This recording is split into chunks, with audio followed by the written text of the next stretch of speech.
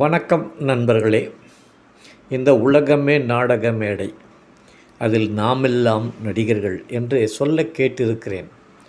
நீங்களும் கேட்டிருப்பீர்கள். உண்மைதானே? இந்த உலகத்தில் நமக்கான பாத்திரம் என்ன என்பதை அறிந்து அந்த பாத்திரத்தின் தன்மை உணர்ந்து பாத்திரமாகவே மாறி நடிப்பது தான் வாழ்க்கை. நடிகர் திலகம் சிவாஜி கணேசனையும் அவரது நடிப்பையும் தெரியாத ஆள் இருக்க முடியாது. நடிப்பில் அவரை மிஞ்ச யாராலும் இயலாது.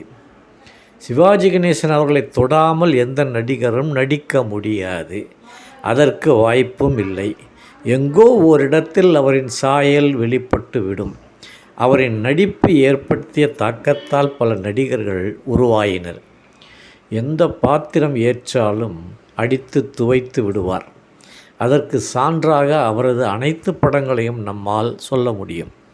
ஒரு பானை சோற்றுக்கு ஒரு சோறு பதம் என்பதைப் போல திருவருட்செல்வர் என்ற ஒரு படத்தில் சேக்கிழார், மன்னர், திருக்குறிப்பு தொண்ட நாயனார், சுந்தரமூர்த்தி நாயனார், திருநாவுக்கரசர் ஆகிய கதாபாத்திரங்களை ஏற்று அச்சு அசலாக நடித்திருப்பார். ஏன் பாத்திரமாகவே மாறியிருப்பார். இப்படி சொல்லிக்கொண்டே போகலாம். அப்படி நடிப்பு பாத்திரமாக மாறிப்போன சிறுவன் குறித்த பதிவு இது. ஆசிரியர் ஒருவர் தனது மாணவர்களில் ஒருவனிடம் மட்டுமே முக்கியமான பொறுப்புகளை ஒப்படைத்து முதன்மைப்படுத்தி வந்தார். இதை கண்டு பொறாமை கொண்ட மற்ற மாணவர்கள் ஏன் இந்த பாராபட்சம் என கேட்டனர். நேரம் வரும்போது சொல்கிறேன் என்றார் ஆசிரியர். பள்ளி ஆண்டு விழா வந்தது. அப்போது நடந்த நாடகத்தில் ஆசிரியர் முதன்மைப்படுத்திய மாணவன் துறவி வேடத்தில் நடித்தான். விழா முடிவில் துறவியாக நடித்த மாணவனுக்கு சிறந்த நடிப்பிற்கான பரிசு அறிவிக்கப்பட்டது. அந்த மாணவனின் பெயர் அறிவித்ததும் அவன் வருவதற்கு சற்று தாமதமானது. அவனுக்காக சிறப்பு விருந்தினரும் காத்திருந்தார். உங்களை காக்க வைக்க வேண்டுமென்றே அவன் இப்படி செய்கிறான்.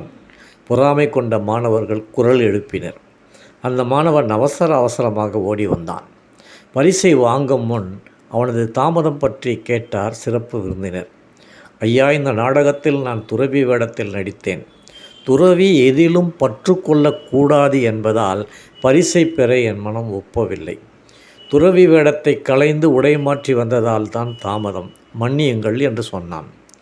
ஏற்ற பாத்திரத்தின் தன்மையை உணர்ந்து செயல்பட்ட அந்த மாணவனின் அறிவை பாராட்டி மகிழ்ந்தார் அந்த சிறப்பு விருந்தினர். குரல் எழுப்பிய மாணவர்களை ஆசிரியர் நோக்க, அவனை ஆசிரியர் முதன்மைப்படுத்தியதற்கான காரணம் இதுதான் என்பதை மற்ற மாணவர்கள் உணர்ந்து கொண்டனர். நடிப்பது நாடகம்தான் என்றாலும் பாத்திரத்தின் தன்மைக்கேற்ப பொறித்து நடிக்க வேண்டும்.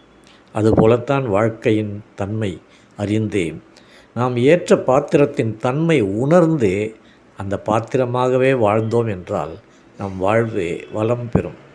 இந்த பதிவினை கண்ட அனைவருக்கும் நன்றி. இப்பதிவு பிடித்திருந்தால் மற்றவர்களுக்கு ஷேர் பண்ணுங்கள், லைக் பண்ணுங்கள், மறக்காமல் கமெண்ட் பண்ணுங்கள். மீண்டும் சந்திப்போம். நன்றி, வணக்கம்.